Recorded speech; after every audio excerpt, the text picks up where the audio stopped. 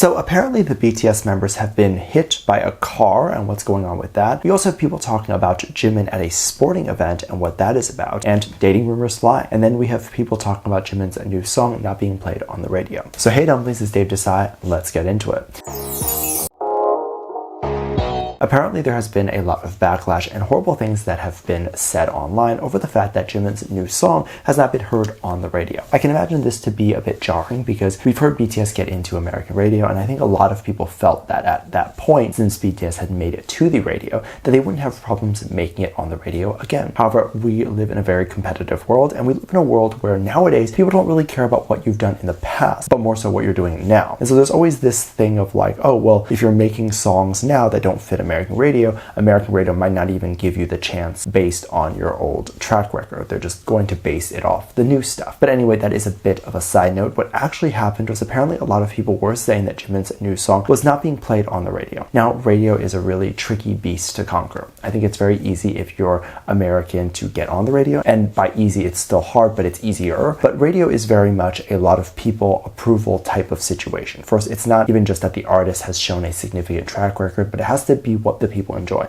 And I mean the general public, not the people who are K-pop fans. So conquering the radio beast is an interesting game because people and critics and listeners all have a right to vote on what song they like. Now, it's really not advertised, but I believe there is a website in which people could submit their vote to say which one they like and which one they don't. And I think this is mostly done by critics. It's not just sales. It's not just ranking on the charts high enough that gets you radio play. One of the things, and I will talk about the other things later, but one of them is that you need to consistently get high marks, as in people need to constantly vote and say that they like the song, and that vote needs to stay above a certain number. I think it's like 80% or something like that. So when it reaches below that, the song typically gets taken off or gets significantly reduced in them being played. I don't know exactly what the numbers are, but because I do believe there have been songs that have gone lower than 80 and still have remained on the radio. Now again, this is just one factor that signifies whether a song gets on the radio or not, because that only matters if the song has actually gotten on the radio and people have actually gotten a chance to vote and say that they want to hear more of this or that they want to hear less. The first thing is that they need to get on the radio, and the people putting you on the radio need to actually like you. For example, Jimin has to actually go and meet those radio hosts and the people who are in charge of playing his songs to actually speak with them and actually do them a favor in order for them to in turn do him a favor and put him on the radio. The labels can reach out to the radio stations to get the radio stations to speak with the PR team and try to get them to put Jimin on the radio, but it's ultimately at the discretion of the radio station. The radio station at the end of the day only plays people that they like, and not to say that they don't like Jimin, but they don't know him because he has not done any interviews with them. So this is why it's very easy for groups like Blackpink or other groups who are currently active but also speak English to get on the radio,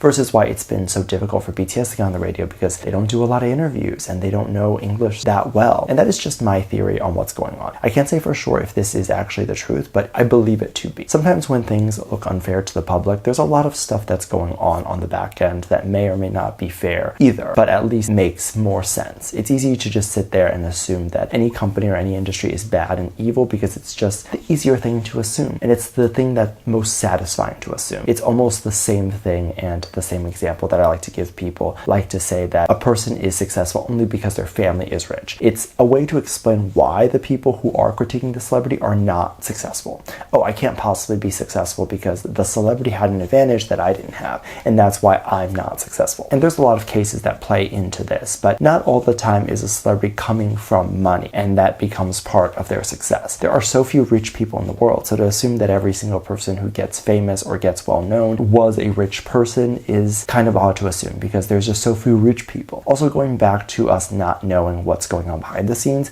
it can be quite scary to hear that something happened to them outside of what we see them on. Not too long ago, there was a story about BTS getting into an accident, and before I get into comments like this is old news and people saying, why are you talking about old news? Let me first off say I can talk about whatever I want, and second of all, it's a story that is being talked about now. I haven't addressed it before, and it's being talked about now online, so it's relevant now. So if you don't know what's going on, let's talk about it. It wasn't too long ago where the BTS members, after they did a show, got into a car and they were driving, and there were a lot of photographers and fans jamming up the road. And it was believed one of them collided with BTS's car. This was a big deal, and not because of the situation itself, as everyone was okay and it really wasn't wasn't like a huge collision. Now, the actual details of the collision weren't clear, so it literally could have just been like they hit each other's headlights or just a bumper and it wasn't like a huge deal. Although I'm pretty sure it probably frightened them, but all okay. They didn't have any injuries, it wasn't anything severe. However, this became a big story because it was believed that it was a stalker's car.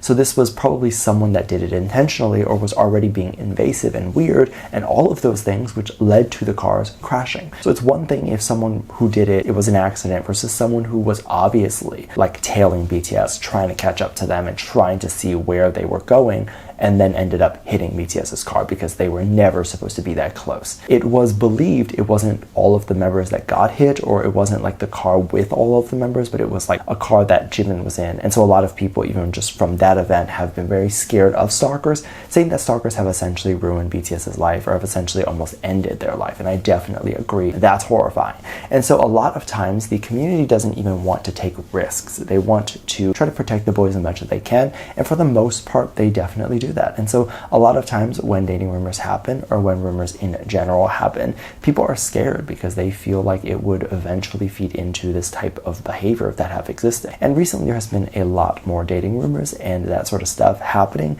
so people's imaginations have gone into overdrive as to how safe Jimin might be. So if you're not aware, there recently was a rumor saying that Jimin was dating Song Daeun, and people believe that they were together because of several of the alleged hints that she dropped. Things like her posting earbuds or headphones with her and Jimin's name, to even things like her being in an apartment that looks like Jimin's and those things. So this dating rumor has been around for a long time. However, Song has addressed this during an live stream, and she apparently said that she doesn't even know Jimin. So a lot of people have taken that to say that she has addressed it. However, she has addressed this years ago and years before the rumor kicked back up. Now, apparently an old photo has resurfaced where Jimin was at a sports game and during Song's birthday, and Song was there as well. It was believed that they were dating because they both showed up at the same event. And this is actually full proof that they do know each other, because they probably ran into each other at the event. So even if they didn't know each other beforehand, they probably knew each other after that point. And it is so weird because I've been to events so many times